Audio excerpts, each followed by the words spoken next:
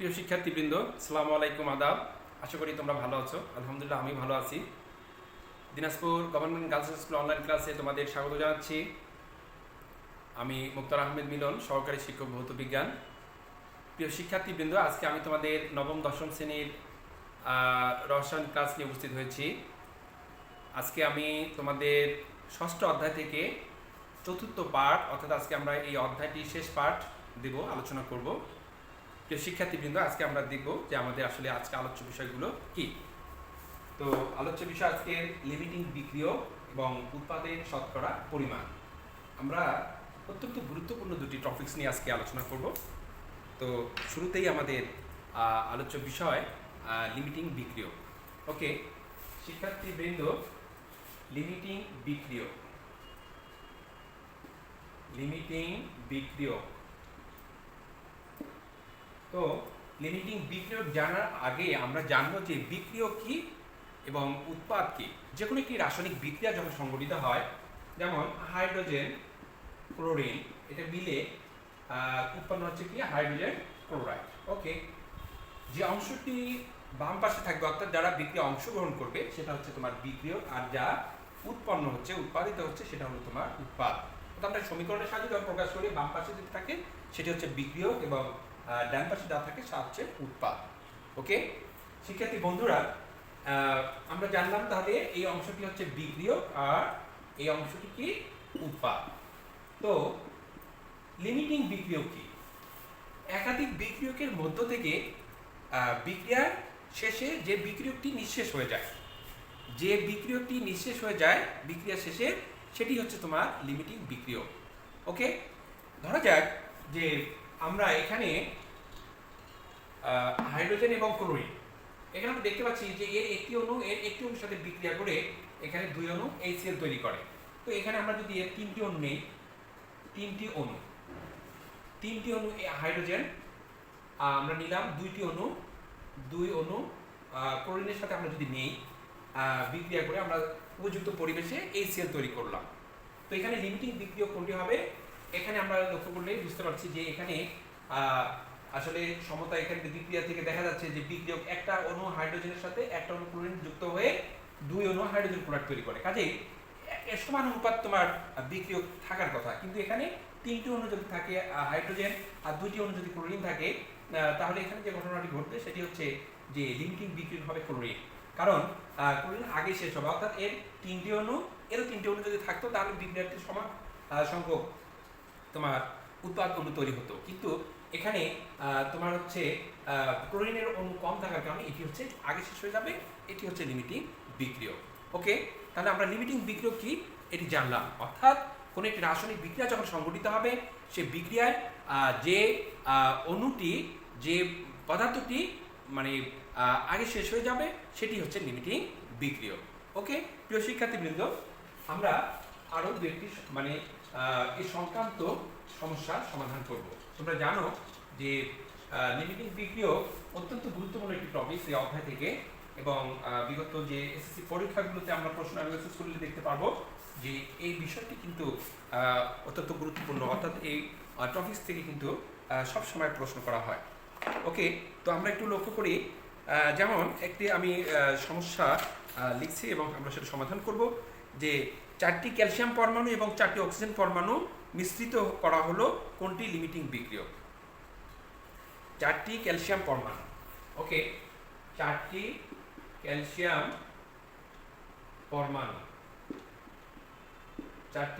পরমাণু এবং 4টি অক্সিজেন পরমাণু, 4টি অক্সিজেন অণু, 4টি ক্যালসিয়াম পরমাণু এবং 4টি অক্সিজেন অণু মিশ্রিত করে যৌগ তৈরি করা হলো। ওকে, মিশ্রিত করে যৌগ তৈরি করা হলো, উৎপন্ন হলো। তাহলে লিমিটিং বিক্রিয়ক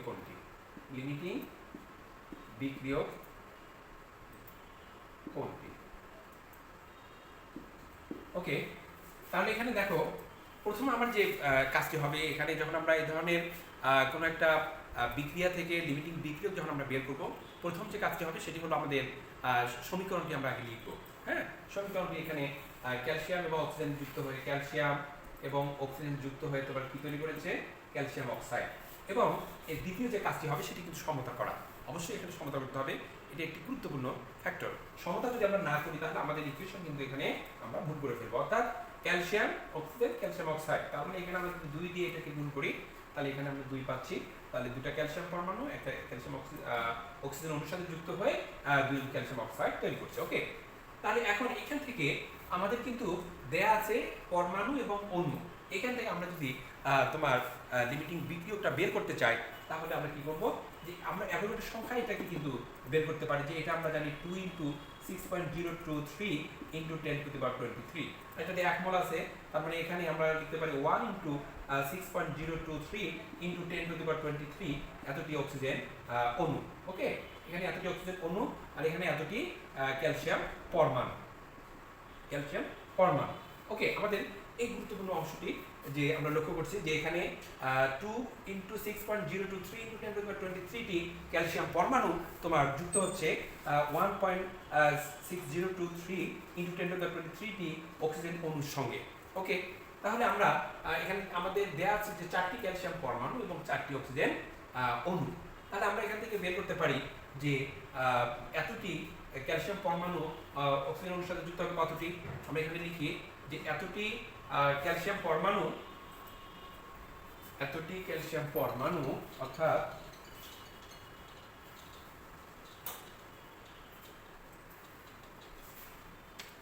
এখানে আমরা লিখতে পারি যে 2 × 6.023 × 10⁻23 টি এতটি ক্যালসিয়াম পরমাণু যুক্ত হয় কতটি অণুর সাথে, তোমার 6.023 × 10⁻23 এতটি অক্সিজেন অণুর সাথে বা সঙ্গে। ওকে, তাহলে সুতরাং আমরা এখানে লিখতে পারি যে একটি ক্যালসিয়াম পরমাণু যুক্ত হয়, তাহলে 6.023 × 10⁻23 ডিভাইডেড এখানে কত হবে 2 × 6.023 × 10⁻23 এতটি অক্সিজেন অণুর সঙ্গে। তাহলে আমরা এখানে লিখতে পারি আমাদের দেয়া ছিল কয়টি, 4টি অক্সিজেন পরমাণু, 4টি অক্সিজেন অণু এবং 4টি ক্যালসিয়াম পরমাণু। তাহলে আমরা 4টি ক্যালসিয়াম পরমাণু ব্যবহার করব। এখানে 4টি ক্যালসিয়াম পরমাণু যুক্ত হয় 6.023 × 10⁻23 গুণন 4, আর নিচে হচ্ছে আমার 2 × 6.023 × 10⁻23। তাহলে এখান থেকে আমি কি পাচ্ছি যে এটাকে এই অংশটাকে ভাগ করলে এটা হচ্ছে 1 আর 2 দিয়ে 4 কে ভাগ করলে এখানে হচ্ছে 2, অর্থাৎ উপরে থাকছে এটা সমান সমান হচ্ছে 2। তাহলে 2টি অক্সিজেন অণু আমার প্রয়োজন হচ্ছে। ওকে, তাহলে আমরা যে বিক্রিয়াটি লক্ষ্য করলাম যে 4টি ক্যালসিয়াম পরমাণু ছিল, 4টি অক্সিজেন অণু ছিল। তো এই বিক্রিয়া আমরা দেখতে পাচ্ছি যে 4টি ক্যালসিয়াম পরমাণু নিঃশেষ হয়ে যাচ্ছে, তখন দরকার হচ্ছে 2টি অক্সিজেন অণু। তার মানে আমার অক্সিজেন অণু ছিল কয়টি, সাপ্লাই দেওয়া ছিল 4টি, কিন্তু আমি ব্যবহার করলাম কয়টি, 2টি। তাহলে আমার এখানে অবশিষ্ট থাকছে কি, অক্সিজেন অণু। আরো কয়টি অক্সিজেন অণু অবশিষ্ট থাকছে, তাহলে পাত্রে অক্সিজেন অণু অবশিষ্ট থাকে। ওকে, অক্সিজেন অণু অবশিষ্ট থাকে কতটি, 4 - 2। যেহেতু 2টি ব্যবহৃত হয়েছে তাহলে 4 থেকে 2 বাদ দেবো, আমরা থাকলো 2টি। তার মানে এখানে আমরা দেখতে পাচ্ছি অক্সিজেন অণু অবশিষ্ট থাকলো, এটি তোমার বিক্রিয়া পাত্রে অবস্থান করবে। আর যেটি শেষ হয়ে গেল সেটি হলো তোমার ক্যালসিয়াম পরমাণু। 4টি আমাদের দেওয়া হয়েছিল বা পাত্রে 4টি ছিল পরমাণু, 4টি কিন্তু শেষ হয়েছে। তার মানে এখানে লিমিটিং বিক্রিয়া হচ্ছে ক্যালসিয়াম, এবং এখানে এই পাত্রে অবশিষ্ট থাকবে সেটা হচ্ছে অক্সিজেন অণু। ওকে, প্রিয় শিক্ষার্থীবৃন্দ, আমরা এটি বের করলাম অণুর সংখ্যা দিয়ে। এবারে আমরা পরিমাণগত ভরের দিক থেকে এ ধরনের সমস্যার সমাধান করব। ওকে, তাহলে আমরা ভরের ক্ষেত্রে 2-1টি সমস্যার সমাধান করব। যেমন 10 গ্রাম ম্যাগনেসিয়ামের সাথে 10 গ্রাম ক্লোরিন নেওয়া হলে উপযুক্ত পরিবেশে বিক্রিয়া করানো হলো, এবং কোন উপাদান, এখানে আমরা বের করব যে কোন উপাদানটি লিমিটিং বিক্রিয়ক এবং পাত্রে কোন উপাদানটি কতটুকু অবশিষ্ট থাকবে। ওকে, 10 গ্রাম ম্যাগনেসিয়ামের সাথে 10 গ্রাম যদি ক্লোরিন নেওয়া যায়, সমস্যা নাম্বার 2, 10 গ্রাম ম্যাগনেসিয়াম তোমার 10 গ্রাম ক্লোরিনের সাথে ক্লোরিন এর সাথে উপযুক্ত পরিবেশে উপযুক্ত পরিবেশে উপযুক্ত পরিবেশে নেওয়া হলো উপযুক্ত পরিবেশে নেওয়া হলো। এখানে প্রশ্ন হচ্ছে যে সরি কোন উপাদানটি লিমিটিং বিক্রিয়ক, কোন উপাদানটি লিমিটিং বিক্রিয়ক, ওকে। এবং এবং পাত্রে কোন উপাদান কতটুকু অবশিষ্ট থাকবে, পাত্রে কোন উপাদান কতটুকু থাকবে, এবং পাত্রে কোন উপাদান কতটুকু থাকবে, ওকে। তাহলে আমরা এটা আলোচনা করেছিলাম যে আমরা যখন লিমিটিং বিক্রিয়কের এই ধরনের কোনো সমস্যার সমাধান করব, শুরুতে আমরা যে কাজটি করব সেটি হচ্ছে বিক্রিয়াটি আমরা লিখব, অর্থাৎ এটি আমরা সমীকরণে প্রকাশ করব, ওকে। তাহলে আমাদের ম্যাগনেসিয়াম, এখানে আমরা লক্ষ্য করছি ম্যাগনেসিয়ামের সাথে যুক্ত হয়েছে ক্লোরিন এবং উৎপন্ন হয়েছে ম্যাগনেসিয়াম ক্লোরাইড, ওকে। তাহলে এটাকে আমরা সমতা করব, এখানে একটা ম্যাগনেসিয়ামের সাথে একটা, ওকে, সমতা অটোমেটিক হয়ে গিয়েছে। এখানে ম্যাগনেসিয়ামের একটা পরমাণু একটা পরমাণুর সাথে যুক্ত হয়ে ম্যাগনেসিয়াম ক্লোরাইড উৎপন্ন করেছে। তো এখানে পরিমাণ দেওয়া আছে, এটা হলো 10 গ্রাম, এটা হলো 10 গ্রাম। তো আমরা এখানে লক্ষ্য করছি যে এই ম্যাগনেসিয়ামের পারমাণবিক ভর কত, আমরা জানি যে ম্যাগনেসিয়ামের পারমাণবিক ভর হচ্ছে 24। তাহলে আমি 1 মোল সমান হচ্ছে 24 গ্রাম। তাহলে আমরা এখানে লিখতে পারি 24 গ্রাম ম্যাগনেসিয়াম, এটা হচ্ছে 1 মোল। 1 মোল ম্যাগনেসিয়াম সমান হচ্ছে 24 গ্রাম ম্যাগনেসিয়াম। এখানে ক্লোরিন 1 মোল ক্লোরিন সমান কতটুকু, এটা আমরা জানি যে 1 মোল ক্লোরিন ইকুয়াল টু হচ্ছে 35.5 এত গ্রাম ক্লোরিন, ওকে, এটা আমরা জানলাম। তো আমাদের এই অংশটাই হচ্ছে গুরুত্বপূর্ণ। এখানে আমরা এই ম্যাগনেসিয়াম ক্লোরাইড এটা থেকে এখানে আমরা বের করতে পারি। তাহলে এখানে হচ্ছে 24 যোগ হচ্ছে তোমার এখানে 1 মোল ক্লোরিন মানে হচ্ছে এখানে 1 মোল ক্লোরিন সমান হচ্ছে কত, যে আমরা যদি ক্লোরিনের পারমাণবিক ভর হচ্ছে 35.5, তাহলে Cl2, তার মানে এখানে 71 গ্রাম হবে, ওকে। তাহলে 35.5 গুণন 2, তার মানে হচ্ছে 71 গ্রাম ক্লোরিন।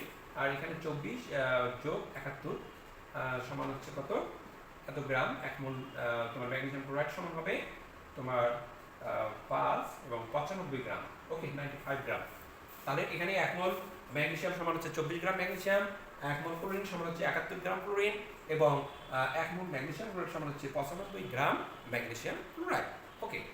আমরা প্রথমে বের করব যে কোন উপাদানটি লিমিটিং বিক্রিয়ক। তো এখানে ম্যাগনেসিয়াম আমরা যদি 24 গ্রাম, আমরা দেখতে পাচ্ছি যে 24 গ্রাম ম্যাগনেসিয়াম যুক্ত হয় কত গ্রাম ক্লোরিনের সঙ্গে, 71 গ্রাম, 71 গ্রাম ক্লোরিনের সঙ্গে, ওকে। তাহলে সুতরাং 1 গ্রাম ম্যাগনেসিয়াম যুক্ত হয় 71 ডিভাইডেড কত 24 এত গ্রাম ক্লোরিনের সঙ্গে। তাহলে এখানে আমার দেওয়া আছে কত, যে 10 গ্রাম ম্যাগনেসিয়াম।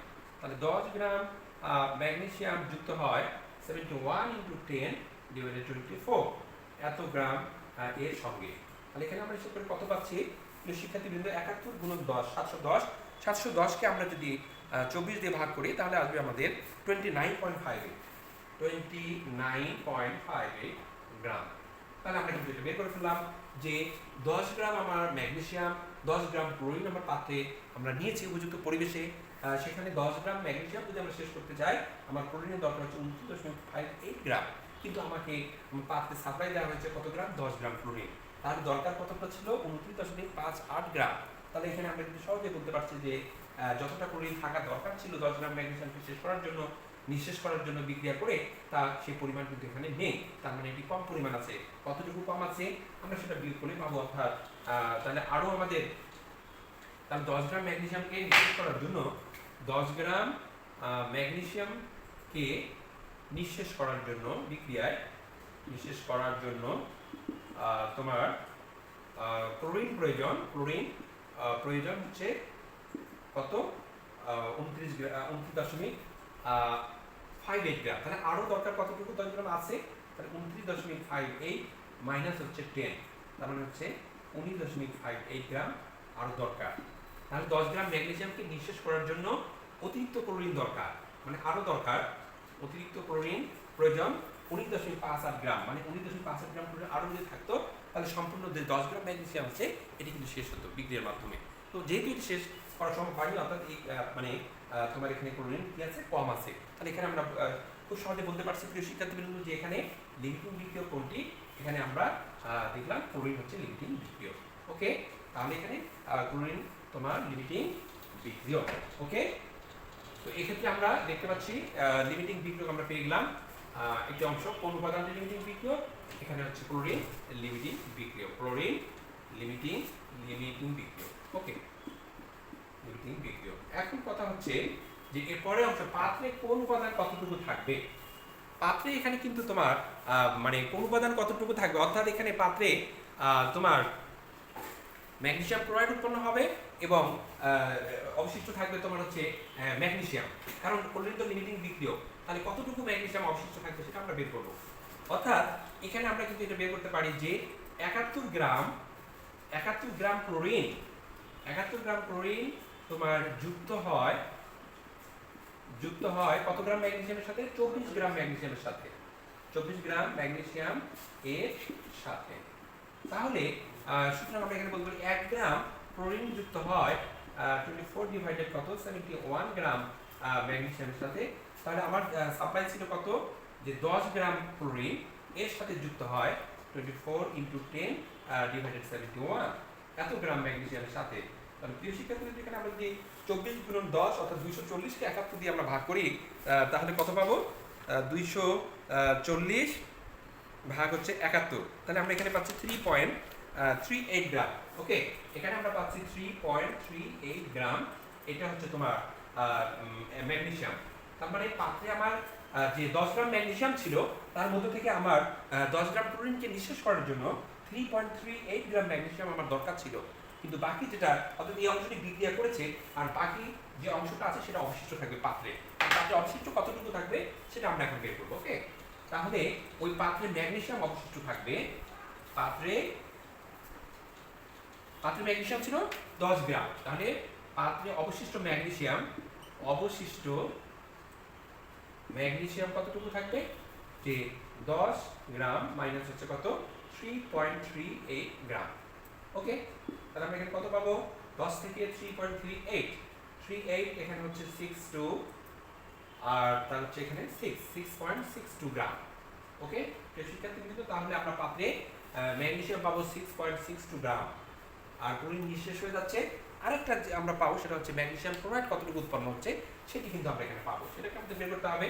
অথবা এখানে কিন্তু আমরা আরেকটা জিনিস বলতে পারি, খুব সহজে বের করতে পারি যে আমার ব্যবহৃত ক্লোরিন কতটুকু, ব্যবহৃত ক্লোরিন হচ্ছে আমার 10 গ্রাম আর ব্যবহৃত ম্যাগনেসিয়াম কতটুকু 3.38 গ্রাম, তাহলে আমার ম্যাগনেসিয়াম ক্লোরাইড উৎপন্ন করবে, তাহলে আমি এখানে বলতে পারি 13.38 গ্রাম। ওকে, তাহলে আমার ম্যাগনেসিয়াম এবং ক্লোরিন ব্যবহৃত হয়ে ম্যাগনেসিয়াম ক্লোরাইড উৎপন্ন করেছে, পাত্রে থাকবে যেটি 13.38 গ্রাম আর ম্যাগনেসিয়াম অবশিষ্ট থাকবে 6.62 গ্রাম।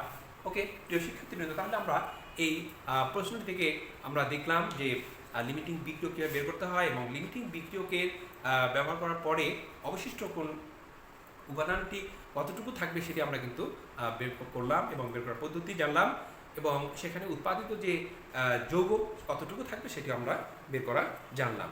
ওকে শিক্ষার্থী বন্ধুরা, আমি এরপরে তোমাদের আরেকটি সমস্যার সমাধান করবো। এখানে তোমরা লক্ষ্য করো, আমরা ছোট্ট আরেকটি সমস্যার সমাধান করবো। ওকে,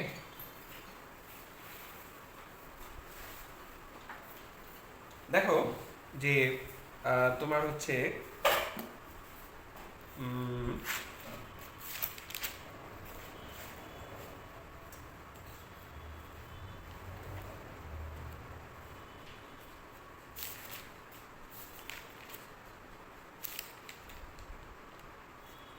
যেমন দেখো যে 21 গ্রাম ম্যাগনেসিয়াম কার্বনেট প্রস্তুত করার জন্য 21 গ্রাম ম্যাগনেসিয়াম কার্বনেট প্রস্তুত করার লক্ষ্যে 8 গ্রাম ম্যাগনেসিয়াম অক্সাইড এবং 11 গ্রাম কার্বন ডাইঅক্সাইড নেওয়া হলো, বিক্রিয়ায় কাঙ্ক্ষিত উৎপাদ প্রস্তুত হলো না কেন?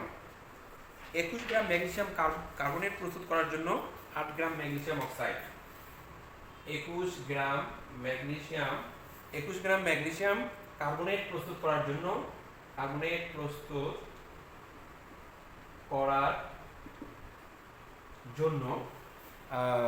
করার জন্য 8 গ্রাম ম্যাগনেসিয়াম অক্সাইড 8 গ্রাম ম্যাগনেসিয়াম অক্সাইড এবং 11 গ্রাম কার্বন ডাই অক্সাইড নেওয়া হলো। 11 গ্রাম কার্বন ডাই অক্সাইড নেওয়া হলো, কিন্তু কাঙ্ক্ষিত যৌগ পাওয়া গেল না কেন? যৌগ উৎপন্ন হলো না কেন? ওকে, আমরা এই ধরনের সমস্যা কিন্তু আমাদেরকে অনেক সময় সমাধান করতে হবে, এই ধরনের প্রশ্ন থাকে। ওকে, তাহলে এক্ষেত্রে আমি কিন্তু শিক্ষার্থী বন্ধুরা বলেছিলাম যে এই ধরনের প্রশ্ন সমস্যার সমাধান করার ক্ষেত্রে প্রথমে আমাদের যে কাজটি করতে হবে সেটি হচ্ছে বিক্রিয়াটি লিখতে হবে। ওকে, তাহলে এখানে ম্যাগনেসিয়াম অক্সাইড এবং তোমার হচ্ছে carbon die oxide, magnesium oxide আর কি কার্বন ডাই অক্সাইড মিলে কি তৈরি করবে? Magnesium carbonate. ওকে, তাহলে কাঙ্ক্ষিত এখানে আমার ম্যাগনেসিয়াম অক্সাইড এখানে এর 1 মোল সমান কতটুকু? ম্যাগনেসিয়াম 24 অক্সিজেন 16, তার মানে এটা 1 মোল ম্যাগনেসিয়াম অক্সাইড সমান হচ্ছে তোমার 40 গ্রাম। 1 মোল কার্বন ডাই অক্সাইড সমান হচ্ছে আমরা জানি 44 গ্রাম। ওকে, তো ম্যাগনেসিয়াম কার্বনেটের 1 মোল সমান কত? 1 মোল এটার সমান হচ্ছে ম্যাগনেসিয়াম কার্বনেট সমান 24 আর কার্বন হচ্ছে 12, 24 আর 12 হচ্ছে তোমার 24, 12, 36 আর 348, অর্থাৎ 24 যোগ 12 348, তাহলে 48 আর 12 হচ্ছে তোমার 60 অর্থাৎ 84 গ্রাম। ওকে, তাহলে আমরা দেখতে পাচ্ছি যে 40 গ্রাম ম্যাগনেসিয়াম অক্সাইড তোমার হচ্ছে 44 গ্রাম কার্বন ডাই অক্সাইডের সাথে যুক্ত হয়ে 84 গ্রাম ম্যাগনেসিয়াম কার্বনেট তৈরি করছে। তাহলে আমাদেরকে এখানে দেওয়া হয়েছে কতটুকু? 11 গ্রাম কার্বন ডাই অক্সাইড, 8 গ্রাম ম্যাগনেসিয়াম অক্সাইড। তো 8 গ্রাম ম্যাগনেসিয়াম অক্সাইড আমরা যদি এখানে ব্যবহার করি, দেখি যে 40 গ্রাম তোমার ম্যাগনেসিয়াম অক্সাইড যুক্ত মানে কত গ্রাম কার্বন? 44 গ্রাম কার্বন ডাই অক্সাইড এর সাথে যুক্ত হয়। তাহলে আমরা এখানে যদি দেখি, তাহলে 1 গ্রাম ম্যাগনেসিয়াম অক্সাইড যুক্ত হবে 44 ভাগ তোমার হচ্ছে 40 কার্বন ডাই অক্সাইডের সাথে, তাহলে আমার কত গ্রাম আছে? 8 গ্রাম। 8 গ্রাম ম্যাগনেসিয়াম অক্সাইড 44 গুণন 8 ডিভাইডেড হচ্ছে 40, তাহলে কার্বন ডাই অক্সাইডের সাথে যুক্ত হয়। তাহলে আমরা এখানে কতটুকু পাচ্ছি? তো 8.5, অর্থাৎ 8.5 গ্রাম এখানে কার্বন ডাই অক্সাইড প্রয়োজন, কিন্তু তোমার আমার মানে 8 গ্রাম ম্যাগনেসিয়াম অক্সাইড নিঃশেষ করার জন্য 8.5 গ্রাম তোমার হচ্ছে কার্বন ডাই অক্সাইড দরকার। তো তখন কিন্তু আমরা যে ম্যাগনেসিয়াম কার্বনেট পাবো তখন কিন্তু 8 গ্রাম আর 8.5 গ্রাম, তার মানে 16.5 গ্রাম। কিন্তু আমার কাঙ্ক্ষিত যে যৌগ সেটাকে বলা হয়েছে কতটুকু? 21 গ্রাম। তো 21 গ্রামের জন্য আমার যে পরিমাণ তোমার হচ্ছে ম্যাগনেসিয়াম অক্সাইড দরকার সেই পরিমাণ ম্যাগনেসিয়াম অক্সাইড এই পাত্রে দেওয়া নাই। সেক্ষেত্রে আমি কিন্তু এখানে বলতে পারি যে প্রয়োজনীয় ম্যাগনেসিয়াম মানে অক্সাইড না থাকার কারণে এখানে কাঙ্ক্ষিত যৌগটি পাওয়া যাবে না। অর্থাৎ এখানে মানে তোমার হচ্ছে লিমিটিং বিক্রিয়া হচ্ছে ম্যাগনেসিয়াম অক্সাইড, এবং ম্যাগনেসিয়াম অক্সাইডের তোমার পরিমাণটা কি রয়েছে? কম রয়েছে। যদি এটা পরিমাণ তোমার পর্যাপ্ত থাকতো তাহলে আমরা এখানে কাঙ্ক্ষিত যৌগটি পেতাম।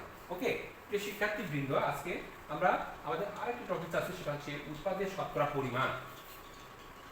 উৎপাদের শতকরা পরিমাণ আমরা নির্ণয় করব।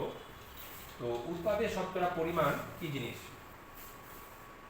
উৎপাদের শতকরা পরিমাণ বলতে আমরা যেটা বুঝাই সেটা হচ্ছে যে কোনো একটা যৌগের বিশুদ্ধতা হার যখন আমরা নির্ণয় করি, সেখানে যে কোনো যৌগ থেকে তোমার বিক্রিয়া করে কতটা উৎপাদ পাওয়া গেল, এবং সেটি আর তোমার হচ্ছে এটি ইকুয়েশন থেকে আসলে কতটা পরিমাণ পাওয়ার কথা ছিল সেই দুটার অনুপাতকে আমরা যদি 100 দিয়ে গুণ করি তাহলে যে মানটা পাবো সেটা হলো উৎপাদের শতকরা পরিমাণ। এই উৎপাদের শতকরা পরিমাণ আমরা মূলত ব্যবহার করে থাকি যে মানে কোনো একটা যৌগের বিশুদ্ধতা হার নির্ণয় করার ক্ষেত্রে। কোনো একটা যৌগের মধ্যে কত পার্সেন্ট ভেজাল রয়েছে সেটা যদি আমরা বের করতে চাই তাহলে আমাদেরকে এই উৎপাদের তোমার হচ্ছে শতকরা পরিমাণ এটা হিসাব থেকে আমরা এটা সহজে বের করতে পারি। তাহলে উৎপাদের শতকরা পরিমাণ যদি আমরা বের করতে চাই, তাহলে এর একটা ইকুয়েশন আছে, একটা সূত্র আছে, সেটি কি? যে তোমার হচ্ছে উৎপাদের শতকরা পরিমাণ, উৎপাদের শতকরা পরিমাণ, আমরা এটি যদি বের করতে চাই তাহলে আমাদেরকে কি করতে হবে? দেখো যে তোমার বিক্রিয়া হতে প্রাপ্ত উৎপাদ, বিক্রিয়া হতে প্রাপ্ত উৎপাদ, আর নিচে হচ্ছে তোমার রাসায়নিক বিক্রিয়ার সমীকরণ হতে, রাসায়নিক বিক্রিয়ায় সমীকরণ হতে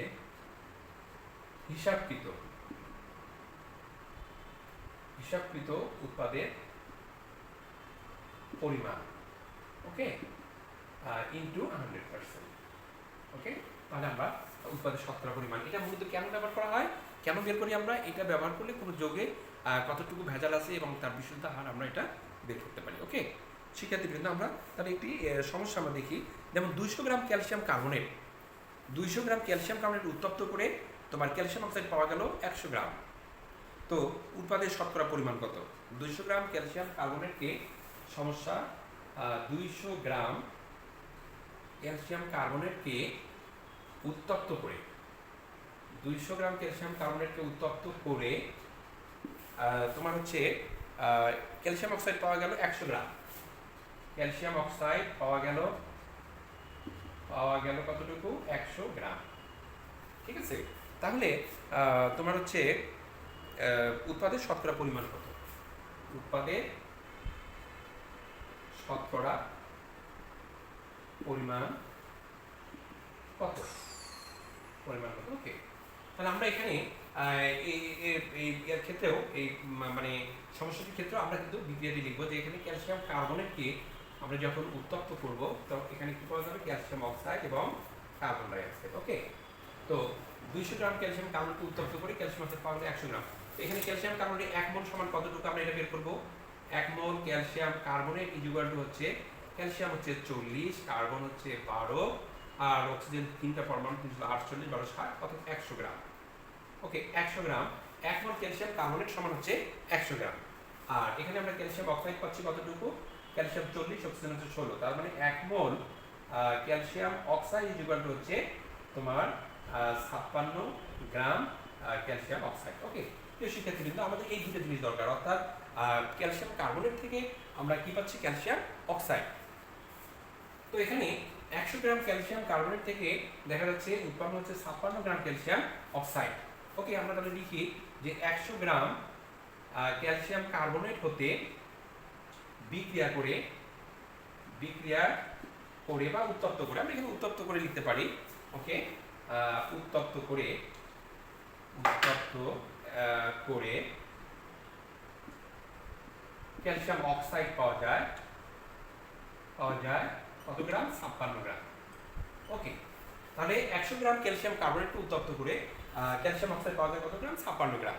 তাহলে 1 গ্রাম, সুতরাং 1 গ্রাম ক্যালসিয়াম কার্বনেট উত্তপ্ত করে ক্যালসিয়াম অক্সাইড পাওয়া যায় 56 ডিভাইডেড তোমার হচ্ছে 100 গ্রাম, ওকে। এখন তোমার 200 গ্রাম ক্যালসিয়াম কার্বনেটকে উত্তপ্ত করে ক্যালসিয়াম অক্সাইড পাওয়া যায় তোমার হচ্ছে 56 ইনটু হচ্ছে 200 ডিভাইডেড হচ্ছে 100, তাহলে কত গ্রাম আসলো? দেখো এখানে 200 আমরা যদি এটাকে শূন্য কেটে দিলাম, 2 ছাপ্পান্ন 112 গ্রাম, 112 গ্রাম ক্যালসিয়াম অক্সাইড, ওকে। শিক্ষার্থী বন্ধুরা, আমরা এখানে হিসাব করে কিন্তু পেলাম যে এখানে 200 গ্রাম তোমার হচ্ছে ক্যালসিয়াম কার্বনেটকে আমরা যদি উত্তপ্ত করি তাহলে হিসাব করে আমরা দেখতে পাচ্ছি 112 গ্রাম ক্যালসিয়াম অক্সাইড আমরা পাবো বা পাওয়ার কথা, ওকে। তাহলে আমরা এখন যেটি বের করবো সেটা হলো তোমার যে উৎপাদের শতকরা পরিমাণ। এখানে আমাদের যেটা দরকার ছিল যে বিক্রিয়া হতে প্রাপ্ত উৎপাদ, আমাদের যে সূত্রটি সেটি হচ্ছে, বিধিটি হচ্ছে যে বিক্রিয়া হতে প্রাপ্ত উৎপাদ আর ডিভাইডেড হচ্ছে রাসায়নিক বিক্রিয়ায় সমীকরণ হতে হিসাবকৃত উৎপাদের পরিমাণ ইনটু 100। তাহলে আমরা এখানে বিক্রিয়া হতে প্রাপ্ত এখানে আমরা কত পেয়েছি? যে 200 গ্রাম উত্তপ্ত করে পাওয়া গেল 100 গ্রাম, আর হিসাব করে আমরা কত পেলাম? 112 গ্রাম। তাহলে আমরা ইকুয়েশনে আমরা বসাই দিব, হ্যাঁ, ওকে। তাহলে এখানে আমার হিসাব করে আমরা পেলাম কত? তাহলে উৎপাদের শতকরা পরিমাণ, উৎপাদের শতকরা পরিমাণ তাহলে এখানে আমরা পাচ্ছি বিক্রি হতে প্রাপ্ত উৎপাদ হচ্ছে তোমার কত গ্রাম পেয়েছি আমরা 100 গ্রাম, আর হিসাবকৃত উৎপাদ আমরা পেলাম 112 গ্রাম ইন্টু হচ্ছে 100 এত পার্সেন্ট। তাহলে এখানে আমরা কত পাচ্ছি, এটা 100 ডিভাইডেড তোমার হচ্ছে 112, তো এখানে পাওয়া যাচ্ছে তোমার 89.29%, 89.29%।